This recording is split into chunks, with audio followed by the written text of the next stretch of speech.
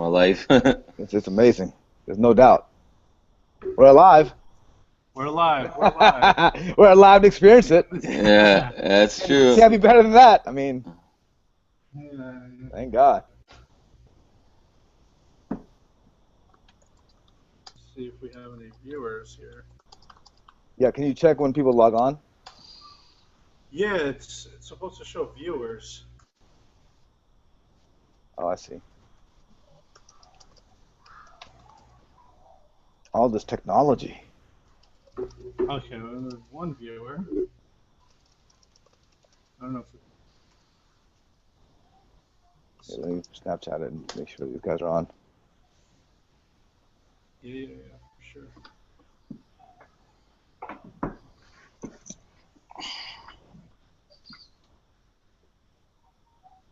Samir, it's that same link, right? That No, you sent me? it's the one I just sent you on Facebook. The most recent one, right? Yeah, what, for people to log in to check out? Yeah, for people to join us on the call, on the hangout, Okay, basically. No. So I'll give you a different one. Okay, yeah, that's probably an administrator one. Yeah, give me a regular one, and I'll post it out right now too. Yeah, cool. We'll get flooded with some people. Right? Sure. I'll wait for everyone who is joining us. Just give it a couple minutes. That way we could get some things situated.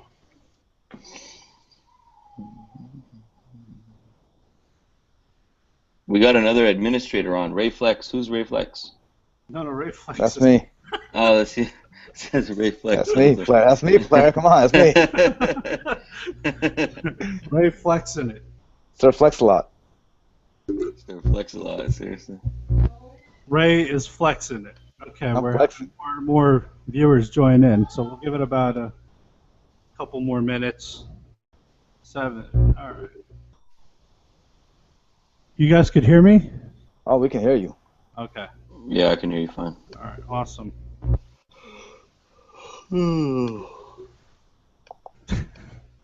It's getting late for that Ramadan. That's getting late for that fast for you, man, Samir. Yeah. You're getting close to after time. You in that zombie zone. No, man. That's calm, man. Calm's yawning. It's late. What time is Dubai? Is late? It's late in Dubai, huh? No, I'm in Canada right now.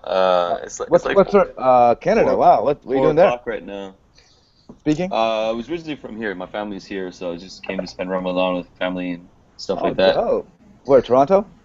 Ottawa. I was in Toronto last night. Favorite city? One of my favorite cities in the world. Yeah, Toronto's an awesome city. Love it.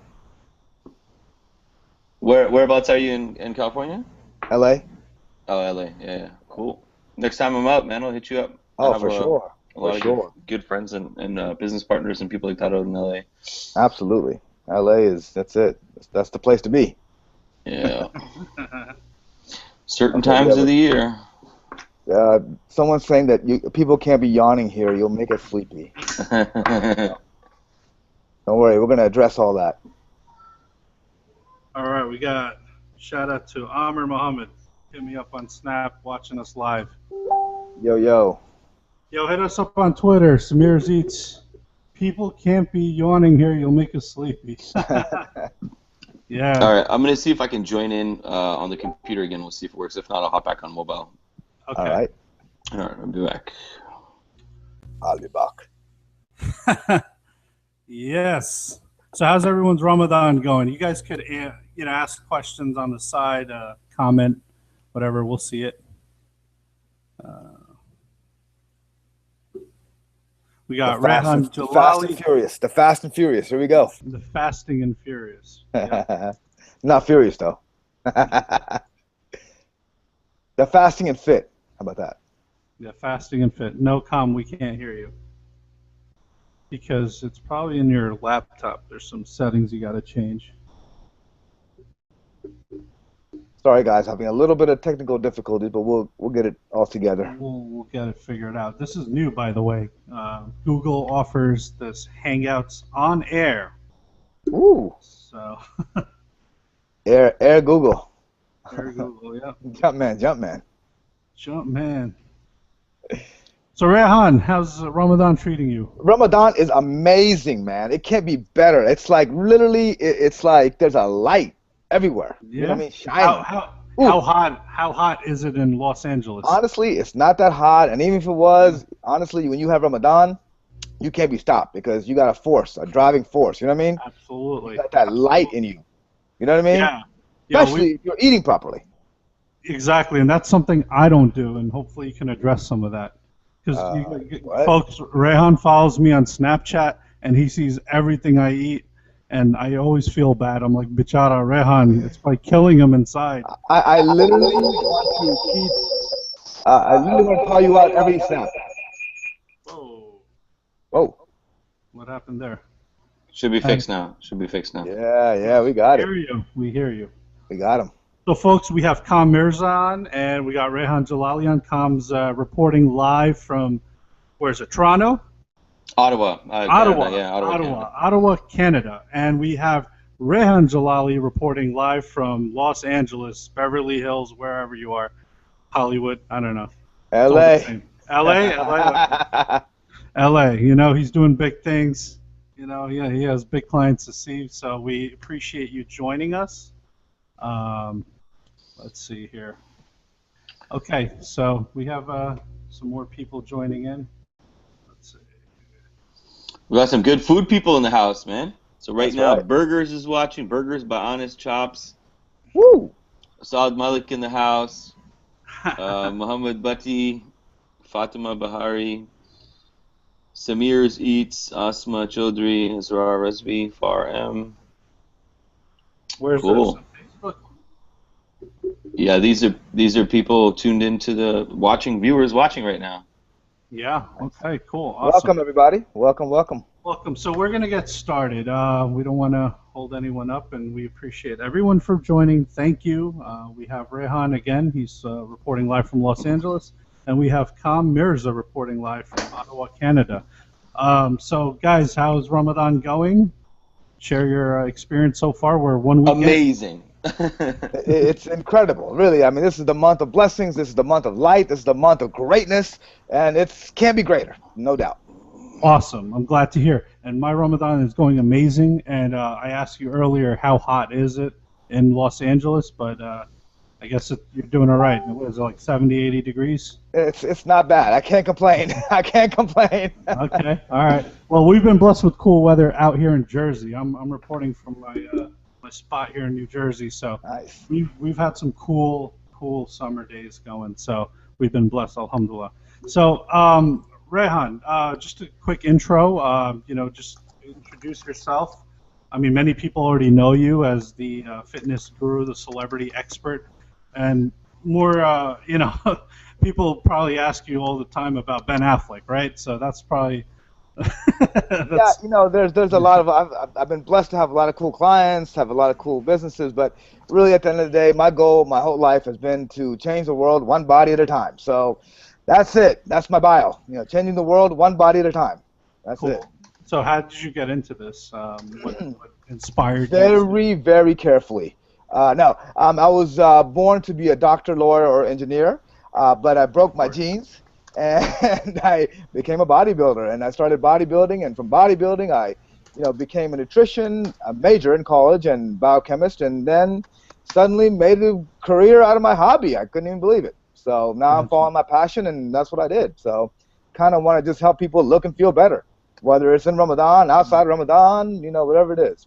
Cool. And you also were Mr. Texas at one point, right? About 100 years ago in the Paleolithic era, we back then before the internet, they I didn't have to hashtag ripped or anything back in those days. It was no hashtags. The hashtag back in those days was a number, like it was just like a number, like your phone number. But Cool. it started with that, and like I said, got into research, got into the science of it, started developing products, developing written books and all those things, and giving knowledge to the world. So that was something, again, I'm just grateful to God that I was able to follow my passion and make a business out of it. Awesome. Well, look, thanks for sharing that. We have some questions coming in on the site, but we will answer them near the end of the seminar. So Shout out to Aisha. Wassalam. We will answer your question. For sure. And Kam, introduce yourself. Tell us what you do. You know. Yeah. I'm a stand-up comedian. These guys brought me on to entertain you for Ramadan. No, I'm joking. I'm a serial entrepreneur. Run a portfolio of 31 companies, and I'm a global investor. I invest into startups and technology companies and entrepreneurs pretty much around the world. We've done over 100 different investments into companies and startups and things like that. And then I also run a small community of dream chasers. It's called the Dream Chasing Family. It's a community of people out there chasing their dreams together. And I also have a couple other companies that do different stuff. So one of them is an events company. We do business masterminds, workshops, and things like that for entrepreneurs. And yeah, in a nutshell, that's pretty much it. I get to wake up every day and chase my dreams and work on the things that I enjoy most. And I get to inspire other people and bring them along for the journey. So awesome. Thanks for sharing that. Awesome. Yeah, and you know, Kam, I mean, we've known each other for, you know, a little over a year, but yeah, I've been chasing his dreams. So, but I'm glad you could join us as well. I know you're a very busy person. And guys, if you guys want to comment about this webinar, please use the hashtag FitRamadan, FITRAMADAN, and that way, you know, you could ask us questions even on Twitter, even Facebook if you're on Facebook Live. And wassalam, shout out to Esrar and Muhammad Effendi. We will answer your questions.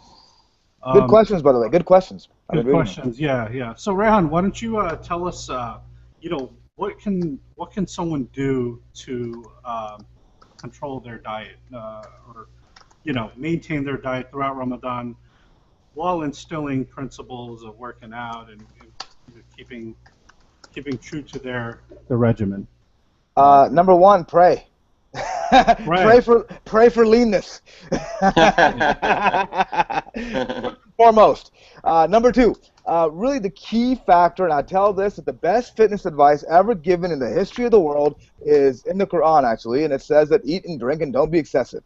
And the National Institute of Health actually says now that 90% of all disease in this country is linked directly to diet. I mean, people are literally dying of overeating. Like some people die of starvation in places. Now they're saying more people might be dying of overeating than starvation, if you can believe that. So really, Ramadan is a time to reflect on food, to understand your relationship with food, and really it begins at the psychological level. It's a way of understanding what food is for you. See, for me, food is function, right? And for the Prophet, it was food. Sallallahu Alaihi Wasallam, the food was for function, right? The Prophet said he never ate reclining. For example, he never ate for pleasure, right? He only took what he needed, and that's what he recommended. So we forget that. I mean, you know, we forget that at about 8:05 p.m. When the iftar IBS hits. Not irritable bowel syndrome, but the iftar binge syndrome. When we forget the Last Supper. I mean, I was at a buffet. I saw somebody pull up a chair. Like, I mean, come on. Like, are you serious right now? Dude, you just didn't eat for 16 hours, and that's what happens, actually. What really is the problem is that you have people that are in an elevated state of patience and of control of food, like we are right now.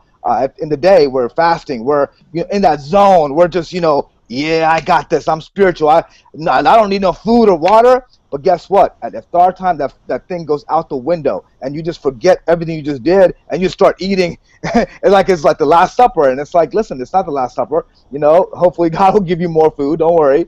But that is the problem. The most important issue is control.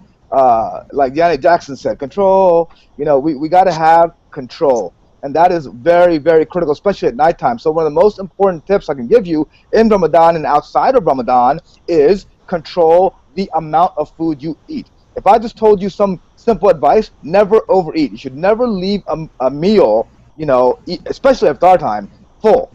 Take, Sure. like the Prophet said, 1/3 food, 1/3 water, 1/3 air.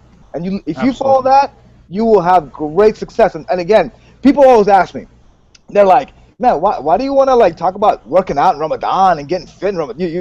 You want to look good at iftar parties? You want to look ripped in Tarawih while you're praying? It's not really about that, right? It's not about Like, you know what I mean? Although, you know what, to be honest with you, I would argue that looking good is makes you feel good, right? Of So you course. should look good. And we, you know, we love beauty. We should be beautiful, right? And be as good as we can, and a strong believer is better. So, but the real issue is that if you maximize health and wellness, you can actually maximize your spirituality, right? How many Sure. times have you overeaten iftar? You guys have done it, and I've I done it do too. it. I'm guilty too. I ain't gonna lie. There's been a few times where I was like, okay, this is too crazy, right? But you overeat iftar, and guess what happens? You can't pray properly. You can't focus properly. You want to just lay back and, you know, chillax, you know, take a nap or something. You know what I mean? Food coma, Yeah, as we call it, right? Hashtag food coma. absolutely. So now the key is, again, not going off too much off topic, but really what it is really a way of just not overeating, controlling the food you eat, and then eating the right type of food at the right time to maximize your spirituality. That's what it is. Gotcha. Cool. Thank you for that. Kam, do you have any tips? What do you do to No, maintain your? I think from the sunnah side of things, you know, it's pretty straightforward. You know, one third air, one third food, one third, you know, solids, liquids, and air, pretty much. You know, and that's the sunnah. Unfortunately, we live in a different time and age where, you know, people reach for the pakora and the samosa first and like things like that, and it's unfortunate, but it is what it is. And I have to be completely honest. I used to be a victim of this. Like 2 years ago, I was doing the exact same things. And now things are a little bit different this year. Obviously, like, I mean, we're throwing one of the world's largest fitness expositions in Dubai in November, and you know, I'm trying to be congruent, you know, so it doesn't look cool if I'm throwing a big fitness expo and then I'm, you know, the most overweight guy at the expo. So I'm really trying to get into shape myself. So I've totally cut out a lot of the oily stuff. Like I'm the only one at the iftar table eating my own meal. You know, everybody's eating their, you know, what's made, and sometimes I'll take like a spoon or a bite or something here and there, but I try to, you know, keep my own meals, and actually, let me see if I can quickly show you guys. And I make every single meal myself too, so this is pretty crazy. Hey, listen, if you fail to plan, you plan to fail. That's it. Preparation is critical. So I don't know if you can see this, but I got these containers with my tilapia, my fish. Nice. I got some steak and other stuff that I'm going to be cooking up and things like that, and salads and whatnot. So I pretty much make my own meals and I put it together and I get myself prepared for Ramadan. And I'll tell you the real benefit that I get from doing this. So one is obviously every single year in the past in Ramadan, I would either my weight would stay the same or I would actually gain fat. Yep. And I know it sounds crazy, like we think you're starving all day, but I would actually gain fat, or my weight would pretty much stay the same, and I would feel sluggish and all this. And this Ramadan, I have like an endless amount of energy. I've dropped 10 pounds in weight. It's the 7th day now, which is I've been pretty much eating clean for a little bit longer, but it went right into Ramadan and lost about 10 pounds. I have so much energy for Tarawih prayer. I have so much energy for tahajjud, like in the nighttime. Like I've never had this much energy during Ramadan ever, you know, and what that's enabling me to do is really like dedicate myself from a physical perspective, you know, to putting in more activity, to, you know, to staying up later, you know, not getting tired in between, not getting sluggish, not getting heavy or anything like that. Like I just have an endless amount of energy. It's funny. I'm like, you know, when you go into sujood, you know, and you're praying your tarawih, I'm like the first one in sujood, you know, like, and then the line follows, and like, I could see the difference, and I can probably, you know, predict that, you know, the brother next to me ate samosas and the other brother ate pakoras, and like, and then the katte Dakar from yeah. Then you smell the chutney everywhere, you know. Jeez. There's a lot of fallout. Yeah, Food fallout. Yeah. No, I honestly think, I mean, like, this is a great opportunity for you to really, you know, not just work on your spiritual side of things in life, you know, not just work on, you know, asking Allah for giving you more rizq or more wealth or something like that. This is a chance to really transform your body in the way you use it, you know, and I think ultimately that's going to dictate how the next 11 months for you are going to go, you know. And if you're in a healthy state and you know, Laylatul Qadr comes and you manage to hit that night, you know, perfectly, then, you know, your next 11 months are going to go in a healthy state. So you really have to look at this is the precursor, you know, this is the prerequisite for your next 11 months. And if you want it to go great, you really need to put in the effort and sacrifice, you know, this month. sure. Cool. Thanks for sharing that. All right. So let's jump over to the questions. Let's ask. So Aisha asked, Salam, between fasting and prayers, Tarawih, ending at midnight, I keep wanting to work out and end up falling asleep. When's the best time to work out? Well, I always say that the best time to work out, if you look at the research that's been done, by the way, there's been tons of research done on Ramadan fasting, and we were the ones that brought intermittent fasting as a big thing now. You know, people do intermittent fasting all year round. We're the ones that brought it, actually. All the research that's been done, a lot of it on intermittent fasting, so to speak, has been actually done on Ramadan fasting. So we actually have a lot of information. There's like a new diet that's really a great best-selling book that's called the 8-hour diet. You know, the 8-hour diet is what we made. I mean, that's what we do, right? That's our diet right now, the 8-hour diet. So I'm looking at the research. The best time to work out, for sure, is either at nighttime after Tarawih or between Maghrib and Isha. Those are some of the best times to train. Or if you're going to do cardio, I recommend in Ramadan only 2 or 3 days a week of cardio. If you want to do sprinting, I prefer sprinting, like 7-minute sprints. Well, not 7-minute sprints, but 30 seconds of sprinting, 30 seconds of walking, 3 or 4 or 5 cycles of that. It'll take you about 7 to 10 minutes right before suhoor. So you could do that right in your street. You could do it in your house. You could do, really, intensity is the key in Ramadan. Short and sweet.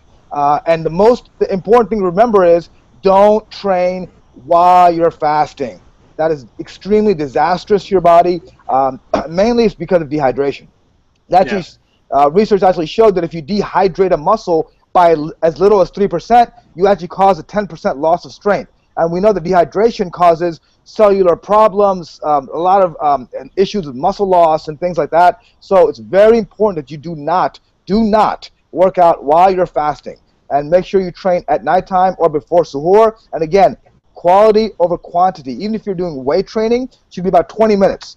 Intense, high, hardcore, no, Snapchatting or, talking on the cell phone with curling the other arm, hardcore, in and out, and then you can Snapchat after. Awesome. Those are some of the best times to train.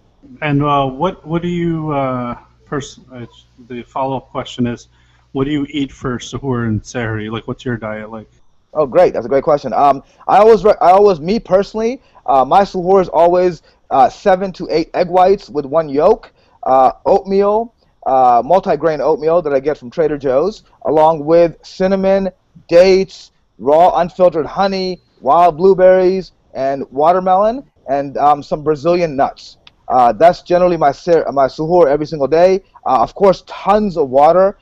You gotta hydrate like you're a fish. I mean, you gotta drink like there's no more water left. But what's really important to remember, one quick tip on water, and 2 tips. One tip is that don't drink too much water at one time. Like a lot of people drink too much water, and that's a mistake they make, is they drink way too much water too quickly, and they feel bloated, and they feel like they can't drink more. So, sip water throughout, and that's important to get the combination of the ounces you need. Generally, you need about 120 ounces or at least 100 ounces during the night if possible, and measure that. And the second thing is, contrary to what you may think during Ramadan, I actually don't recommend you eat too many vegetables. And the reason for that is because it causes a lot of fullness, and if you get too full, you won't be able to eat the nutrients you actually need, like protein and complex carbs and other things. So if you overeat vegetables, great, outside of Ramadan, no problem. But during Ramadan, it creates too much fullness, and you can't eat the type of food that you need to eat. So again, sip the water and eat the type of foods I recommend. I've written a detailed article about this on my Facebook page. You guys can check that out. But that's generally my suhoor. Kam, what about you? Man, it's almost identical to yours, pretty much. Like, what I do is for suhoor, I'll actually take.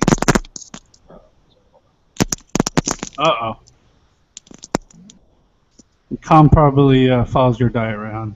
Yeah, suhoor, I take like 1 cup of pretty much egg whites, 1 cup, a cup and a half, and then I just take the liquid egg whites. I put some oats in there. I put sometimes a banana, maybe some blueberries, and some nuts, and I blend it all up in a blender, and I make these little thin protein pancakes, and I pretty much eat those with some Greek yogurt and some raw honey, and that's usually like my meal. It's about 75-80 grams of protein.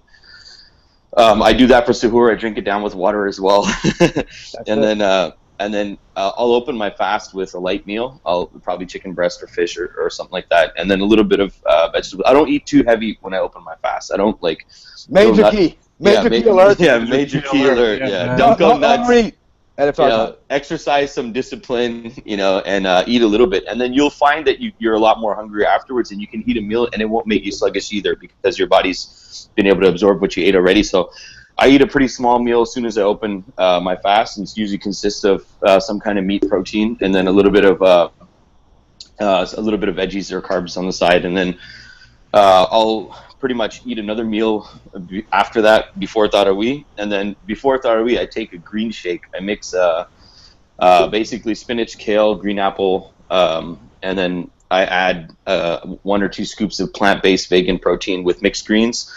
And I'll maybe that's one of the reasons why I'm getting so much energy through Tarawih, but that green shake is just pure clean energy. It doesn't make you sluggish or fat or anything, and that allows me to just have a lot of function and focus and things like that while I'm praying. Afterwards, I'll eat another a meal probably, or a meal replacement, or a meal pretty much after that. Like I eat every hour and a half, because we're fasting for 18 hours a day. We pretty much only have 6 hours, and in that 6 hours, I try to get 5-6 meals. So it's a lot of smaller meals, but it's very frequent, and it's very very timed. I actually have a timer on my phone that goes off. I set myself a reminder every hour to eat, and then I just follow that, and then suhoor time. My last meal is back to the pancakes and the and the Greek yogurt and stuff. Right. Yeah, that's Cool. Now, contrary to what Rehan just said, you work out while you fast. I've seen it on Snapchat. Yeah. I actually do. I knew I kind of went into this Ramadan a little more prepared. So I was doing every odd day, like every once in a while, I would do some intermittent fasting. I'd work out through the day, and for me, I mean, for everybody, it's different. For me, it's largely a mindset thing.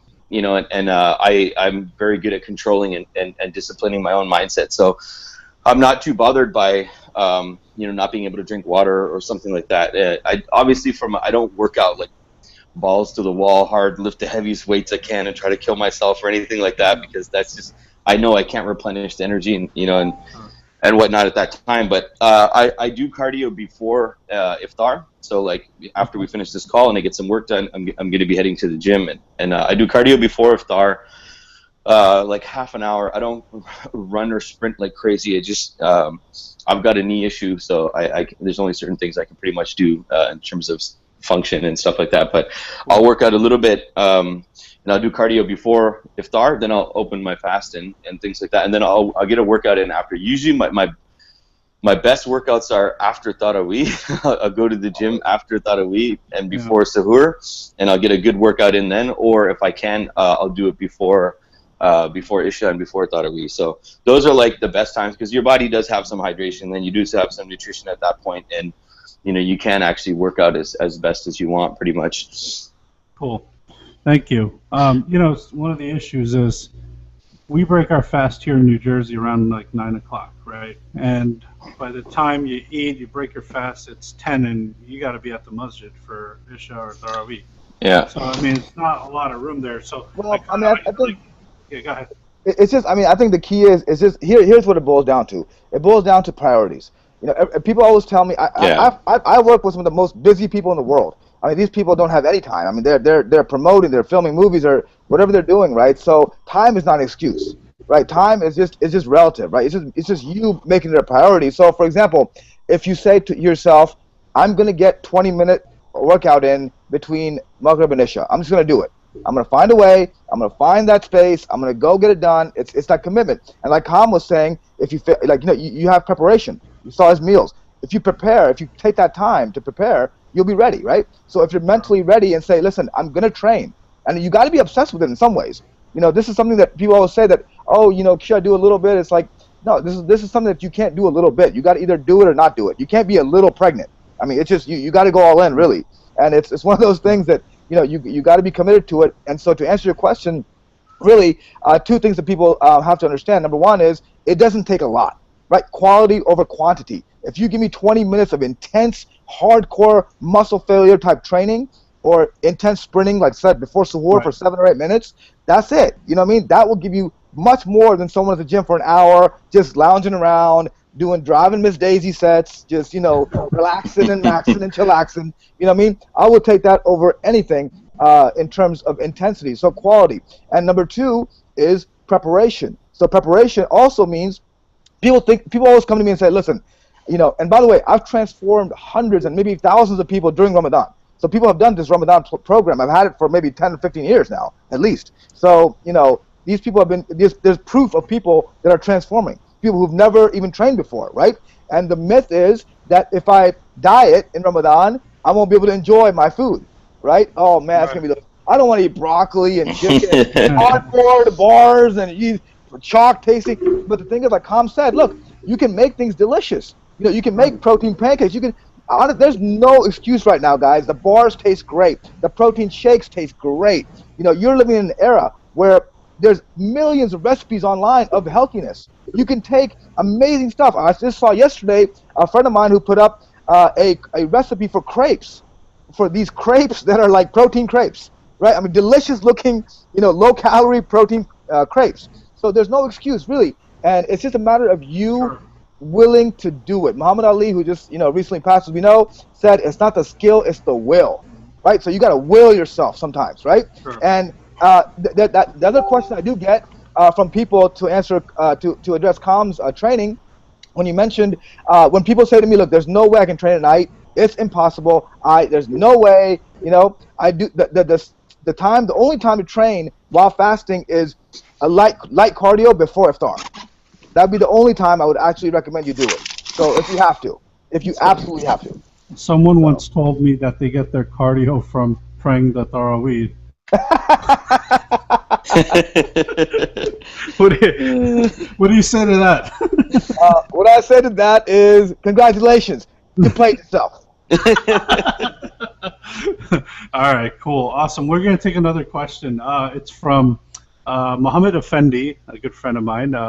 Says, salam guys, Rehan, any tips on managing the super high sodium content found in most desi foods? Any advice on how to feel less bloated from the high sodium from these foods? Man, you know what's interesting is I was actually at a fundraiser last night for this great organization called the Ummah Clinic, which is a free clinic in the inner city of Los Angeles who gives free medical care to the people there. An amazing organization. So I'm at this clinic, this iftar at this medical clinic, medical facility. They're raising funds. Great organizations. I love it, and I will support them. The Ummah Clinic, you can check them out. But so I'm there, and at this medical clinic, I look at the iftar, and it's like desi food. I'm like, are you serious right now? I mean, it's like I can see my reflection in the food. I don't eat anything I can see my reflection in generally. So I'm thinking to myself, my God, I mean, you're eating this after a long, hard fast, and you only got a limited time. And it's funny because when I saw people eating there, of course I brought my own food, obviously, but I saw people eating there all happy and giddy, and like 30 minutes later, you just saw a bunch of lethargic individuals, just heartburning, just messed up looking. I mean, I was like, man, what are you guys doing? You're crazy. It's got to end sometime. It's got to end. So all the sodium, the concern about sodium, really what the main issue is, see, you got to have a positive potassium to sodium ratio. And that ratio has to be 3 to 1. You have to eat 3 times more potassium than sodium. And then you can have optimal water balance and have less bloating. No one's saying cut out sodium. In fact, if you cut sodium too low, you actually stimulate a hormone called aldosterone, which actually makes you hold water. So it's not good to go too low sodium either, right? But moderation, and make sure your potassium is high. And the best potassium foods, guess what? Dates are the highest level of potassium. They have 67% more potassium than bananas. So dates for sure, bananas for sure, strawberries for sure. A funny story is, and you'll appreciate this, Samir, is I was the nutritionist for the New York Giants for a long time, right? I was working for Rehan. And when they were in the Super Bowl in 2007 against the Patriots, the helmet catch and all that, Tyree, when they won the Super Bowl, it was in Glendale, Arizona, and it was very hot, so they were all cramping, right? So I told them to have dates on the sideline before the game in case. So you got these NFL football players Super Bowl champions eating the prophetic food on the sideline to lower cramping, right? Wow. So we know because of the potassium content of dates. They didn't even know what dates were. In fact, they thought dates were on a Saturday night. You know what I'm saying? But after I told them, they ate those dates, and look, they won the Super Bowl. I'm not saying they won the Super Bowl because of dates, but I'm just saying that it was another tool. And again, you guys can implement that too. And dates, by the way, are not just Ramadan food or iftar food or food just for this time. They're actually food you should eat year-round, and actually eat them at suhoor time. Very important to eat them at suhoor time because you want that potassium ratio to be high. In fact, if you feel like you're eating too much sodium, I would even recommend a potassium supplement, something like potassium citrate. You could actually take that, and it would help you balance that potassium to sodium ratio and cause less bloating, make your muscles kind of tighter, give you the hardness, and not have that sort of swelling or sort of that water retention that you generally have when you eat these high sodium foods. Do you also recommend any protein bars? Yes, I do. I think that there's such delicious type bars now out there. Several. I mean, Quest is always pretty good as a solid bar that's delicious. I mean, the cookie dough is like the best-selling bar in America now. You have that bar, the Combat bar, Combat Crunch bar. It's a delicious bar from Muscle Farm. There's another bar called ANSI, ANSI Cheesecake Bar, which is also delicious, nutritious. And there's also a great greens bar called True Greens. And you could have that bar as well because it has greens in it. Really, really delicious bar, high potassium. And also, another thing to remember is people who have heartburn and all these things from Nihari, from these, these biryani, epic biryani episodes. I call them biryani binging, double B. But you have these heartburn issues, right? So two things that can help with that. Number one is ginger tea. If you drink ginger tea, it can lower the acidity of your stomach and kind of lower naturally the heartburn. Number two, figs. Figs are amazing. And one of the cool things about figs is not only do they provide minerals and fiber and other things, but figs can actually increase the pH in your body, making your body less acidic. So pH balance is very important, and figs can help address that. And God swears by it, all right, by the fig and the olive. So we know if something if God swears by something, you got to take that seriously, Absolutely. Right? So we got to eat figs. So you got to eat that every day. So if figs for suhoor, figs for iftar, those are things that you should consider taking again to lower the acidity of your body. You mentioned pH. Now, I've seen when I walk through Whole Foods, they have water that they sell with, what is it, 9.5 pH. Would you recommend drinking that, replacing that at least during Ramadan? Great question. Yeah, great question. Actually, that's a great question. And somebody actually mentioned about the type of water you should be drinking. I think there's a suggestion here about the brand. I absolutely recommend high pH water generally. If you can get it, I would recommend Vitamin Shop brand has a higher pH water. Essentia is a higher pH water. Aqua Hydrate, P. Diddy's and Mark Wahlberg's company, is a high pH water. So I do definitely recommend, if you can, to drink higher pH water, again, to help balance acidity and pH balance. All right, yeah, we're currently answering. Yeah, someone actually asked, you always suggest to drink a lot of water, but do you suggest any specific brand, which you just mentioned? Or tap water is fine. I mean, if they can't get, some of these waters are a little bit pricey. Like, I know Diddy's water is like $4 a bottle. It is, and they generally have sales at Walgreens here and there, so go for the sale. But you should definitely drink. I would recommend during the nighttime in Ramadan, try to get at least 100 ounces of water in and measure it. You know what I mean? Make sure you try to measure it if you can. I'm talking about pure water. I'm not talking about like mixed up water or liquid. Yeah. I'm talking about just water. And by the way, one of the most important things to remember is try not to drink your calories through nonsense, right? Orange juice or these juices that are full of calories, right? Yeah. I mean, of course, protein drinks are great, green drinks are great, but I'm talking about like juices or some of these really high calorie drinks. And what's interesting about these high calorie drinks is if you look on the label, one bottle, you're thinking, oh, wow, it's only 150 calories, not bad, It's only 40 grams of 20 grams of sugar. That's okay, but it's usually 2 servings per container, right? They trick you on the label, so it's actually 40 grams of sugar you're getting in. Don't fall 300 calories, right? Yeah, don't fall. They don't want you to be lean. They don't want you to be lean. I'm telling you, they don't want you to have a fit Ramadan. They don't want you to have a fit Ramadan. I'll tell you that. Yeah. All right. You know what I mean? Awesome. So don't drink your calories.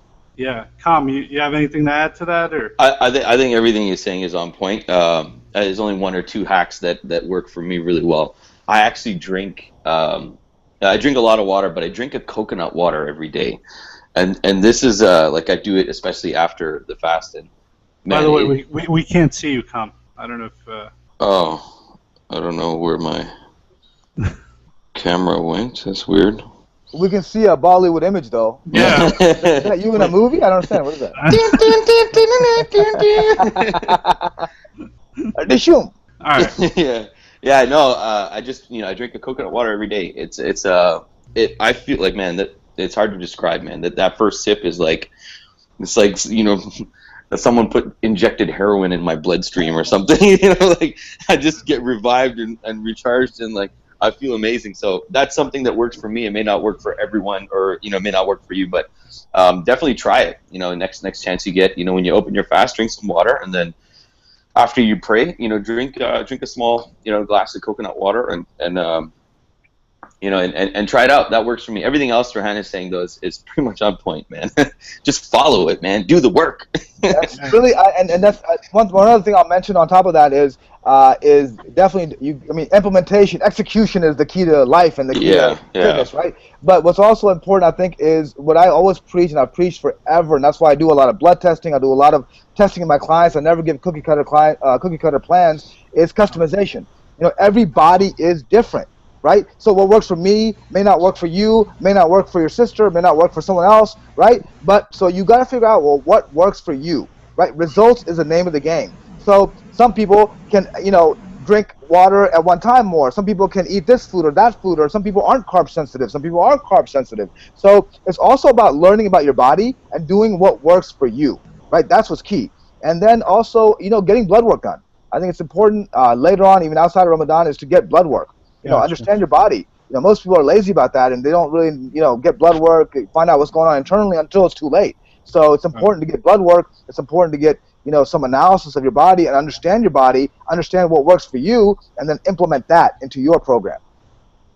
Right. So also, just wanted to address another question here.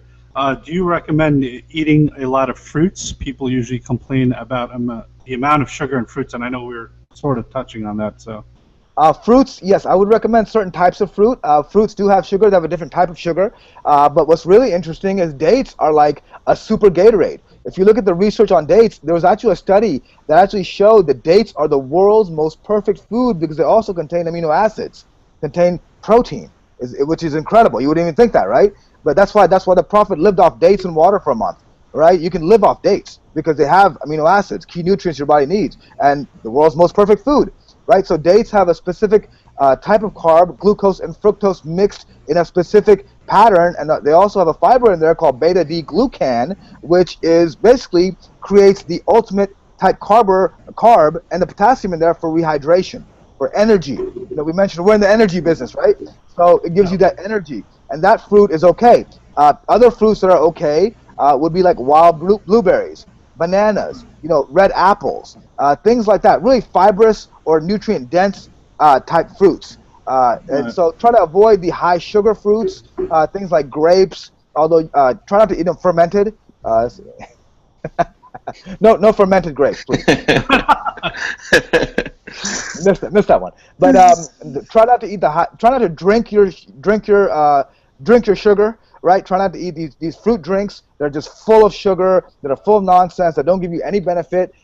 So again, some fruits are okay, and an excessive amount of fruits, the problem is if you eat way too many fruits, you actually cause something called non-alcoholic fatty liver disease, NAFLD. And NAFLD is now being found to be in 1/3 of the population. And you don't even know you have it because the only way you could know about it is if you do a liver biopsy.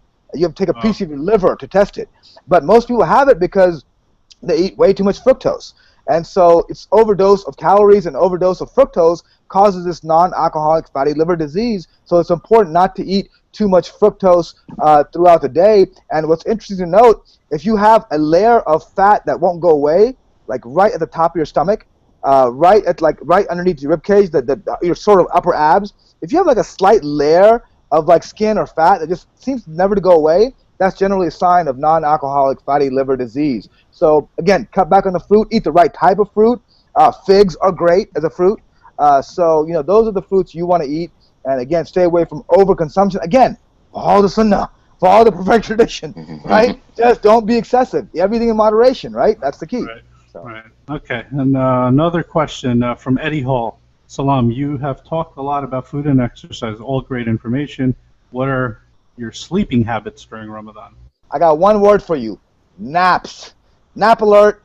I think naps are critical in Ramadan because most likely you're not going to get long hours of sleep. Generally, sleep is very, very critical. I'm writing a new book called the Superhero Diet Plan, and in that book there's a whole chapter on sleep, and that's how important it is to building a body. Sleep is just as important, almost in some ways, as nutrition, training, everything else, because recovery is critical. But in Ramadan, obviously, you won't have that. So what I would highly recommend is take naps when you can, because naps seem to be really helpful in balancing out your circadian cycle. And what's really amazing about your body is that every cell in your body, they've discovered to have these clock genes. So you have these genes, these sort of timer genes in your body, in your cells, that actually know what your body is doing. So that's why research actually shows that you should eat meals at exactly the same times every single day. That's how you're going to have the most success in fat loss or in fitness or health. And also, that goes for sleep. So it's very important, even if you take naps, to try to take them at the exact same time every single day to maximize these clock genes and this circadian cycle that your body has. So if you do take naps, the tip is to try to take them exactly at the same time every single day. So I would just recommend try to get naps as much as you can, and try to get at least 3 or 4 hours in a row at some point, and then the rest can just be naps. And again, this is a time where you do have to give up sleep a little bit. But the way you address that and the way you can kind of counteract that loss of sleep is through proper nutrition and through exercise. Because if you don't exercise, you won't have that energy and you'll be more sleepy, right? So if you don't eat proper diet and train, then you're going to be more sleepy if you already are in a lack of sleep state. So very important to maximize the nutrition, exercise, while you can minimize the sleep. Awesome. And what are some of your sleep habits? Because I know you're like a machine, man. I'm and this is outside of Ramadan as well. Like I studied different sleep cycles, and I actually experimented with 7 or 8 different ones. And everybody's different. Like I said, you have to find what works best for your body, what works best for you, uniquely and respectively to you, pretty much. So I experimented with a bunch of different stuff. Outside of Ramadan, I actually only sleep 4 hours a night. And then I take a nap in the daytime between 2 to 4. Sometime in there, between that time frame, I take about a 45-minute nap.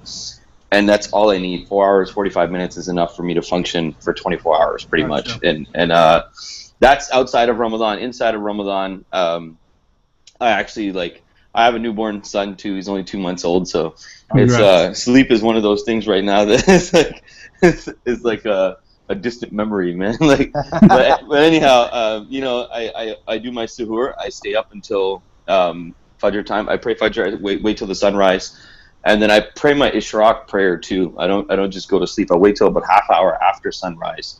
Then I go to sleep. Sometimes I'll actually maybe even do 15 minutes of cardio in there somewhere. But then I go to sleep, and then I wake up around 10, 11.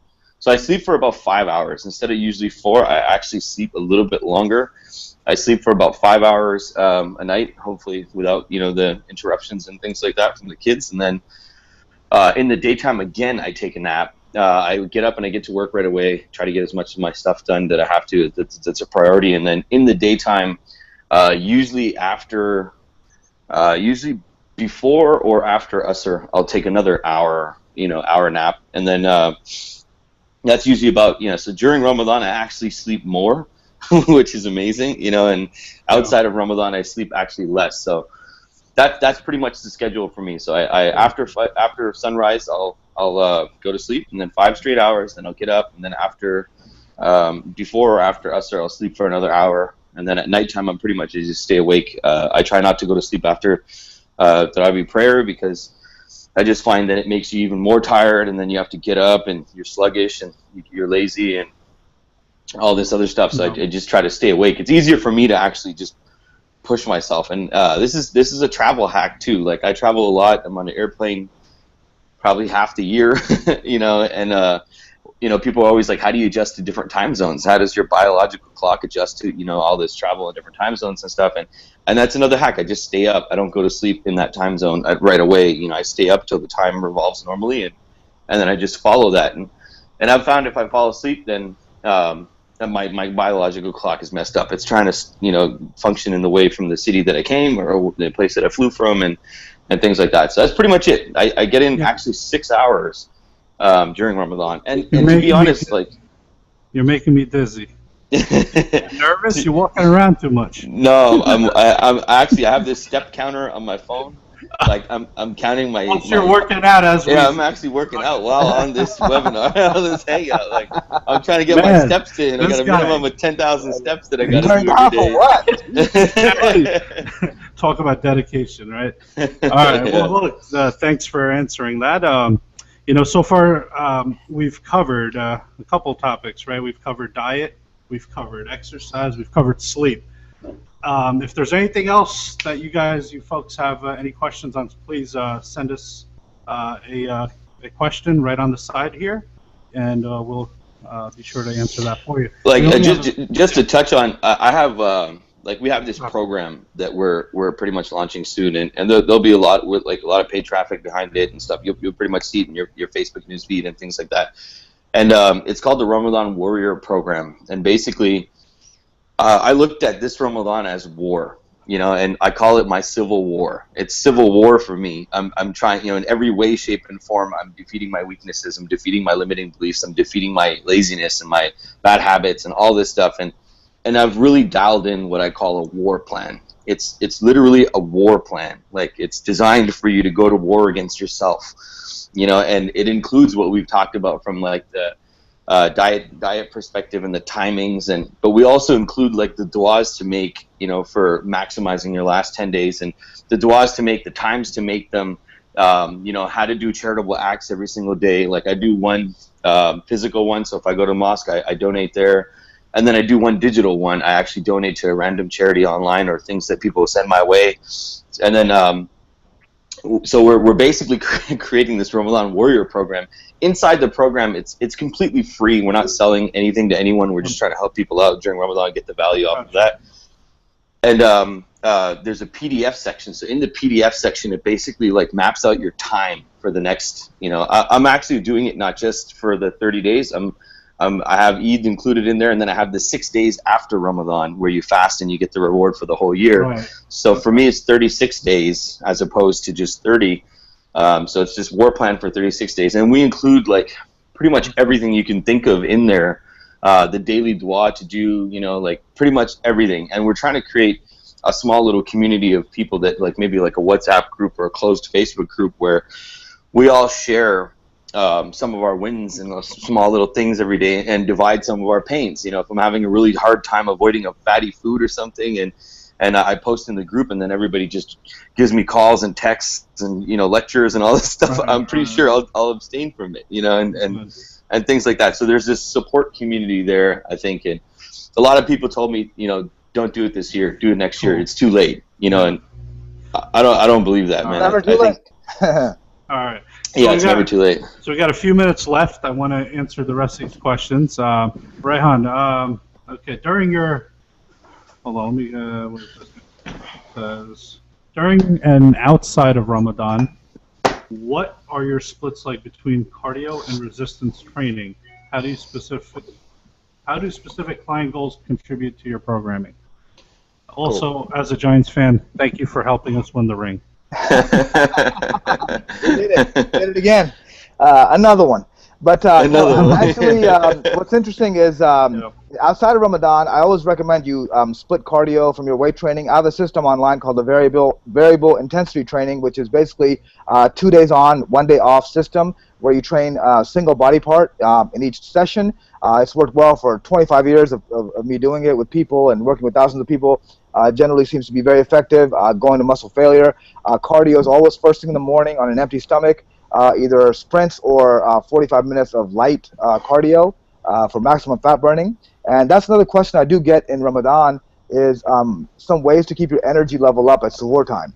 Like, number one is obviously complex carbohydrates. We talked about oatmeal. We talked about dates and figs and other things. But we also look at some supplements that can help. One of those supplements is called L-tyrosine, and tyrosine is a neurotransmitter enhancer and can really help in Ramadan, especially if you want to focus, if you want to really be spiritually elevated, and you want to have some, intense mental focus, because sometimes your brain, doesn't it stops working actually. But what's really interesting is there was actually a new study done that showed that hunger actually allows you to make better decisions. So when you're hungry, your brain is actually sharper in a lot of ways, and this L-tyrosine can help that. And actually, when you combine it with caffeine, then it can actually enhance its caffeine's effects also, and not give you that crash that happens with caffeine. And that's another question a lot of people ask me about in Ramadan is caffeine. Is caffeine good, bad? I think again in moderation, it's no problem.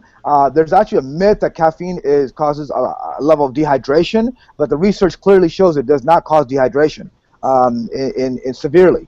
In some, obviously everybody is different, so it does cause some mild dehydration in some people, right. But overall, it really is not dehydrated. And that's actually a myth of caffeine. So it's important to have that with tyrosine.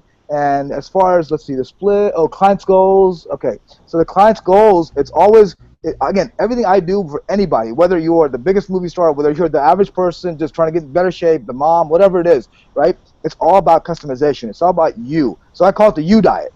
That's really my diet. My diet is a you diet. And people are like, what? People are like, what? The you diet? Tell me about it. Is that secret? What is that? I'm like, no, it's based on you, right? So what I do is I do 200 different tests, and I look at everything from head to toe. I look at your brain neurotransmitters. I look at food allergies. I look at blood work. I look at hormones. I look at your body's. We have a 3D imaging device. We have tons of testing equipment at my gym in Beverly Hills, and we look at every single thing. And then from that, we don't guess, we test. So when you get all the information about an individual, right? When you get all the details about their body, then the results, you have a blueprint, and the results are going to be quick and easy. Awesome. And then it's always based on goals. Some people have a month, some people have 3 months, some people have a year, some people just want to make it a lifestyle. And like Khan was saying, this is a great time for not only spiritual rejuvenation, but physical rejuvenation, to launch for the rest of the year. So that's what it is. To be a warrior, to create a civil war within yourself, you have to have a launching point, right? Sure. You have to have that one battle that creates that. And this is it. This is the battle, the Ramadan battle, right? It's your internal, all the things that you have to suppress internally, including overeating, especially at night. Don't forget your fast at night. I call it, we fast in the day, I call it fasting at night. Don't forget your fast at night, because that's the part where you have to control your food, right? That's not a complete fast, but it's a fast of the mind, right? To not overeat, to see that pakora, and see that gulab jamun, and see all the stuff Samir's posting on Snapchat. And I'm looking at it like, he makes me hungry, man. I'm looking at him like, I gotta say something, man. I got to. This is why we're doing this. People are like, wait. Where are you? It's a logical point. Go ahead. Yeah, no. People are like, oh, you're actually hosting this? And I'm like, yeah, I gotta learn too, But if you guys don't mind, can we go on for another 5 minutes, if that's cool with you, Rehan? Okay, sure. Because we're almost out of time. But there's a couple more great questions here. So the next one comes from Fatima. Salam, everyone. Rehan, what's your opinion on GMOs and non-organic foods? Great question. I think that that is a problem. I mean, there are genetically modified organisms that are out there that are causing food to be degraded. As far as organic versus non-organic, you got to be careful in that area, and you do a lot of research, because a lot of foods that say they're organic aren't really organic. And I think that you don't have to have organic for every single food. I think meats and dairy is more important. I think it's less important for fruits and vegetables, personally. Looking at the research of it, and they actually did studies, and they actually showed that organic food was not healthier for you than non-organic food, according to published research. Now, is that valid for every single individual? No. I mean, certainly organic food can benefit you. For example, I prefer grass-fed beef. Grass-fed beef has higher omegas. It's just cleaner. It's better for you. Wild salmon, things like that. And actually, what's interesting is downstream salmon is actually more healthy for you than upstream salmon. Kind of interesting. More fat content, but so. I think it's important to look at where the food is coming from, because a lot of the certificates that people have for organic, so-called organic, are actually fake. and actually went to a symposium recently on organic foods, and I had some of the heads of the major organic companies and some of the people that are doing it right, and they actually showed that a lot of people are doing it wrong, and a lot of companies are claiming organic when it's really not organic. So don't get caught up in that. Obviously, eat clean foods. Try to get organic when you can. It's more expensive, so it's not do or die, I would say. But I think it can certainly benefit you in certain areas. Again, depending on what you're trying to do based on your goals. So that's my answer to that. Gotcha. Cool. Thank you.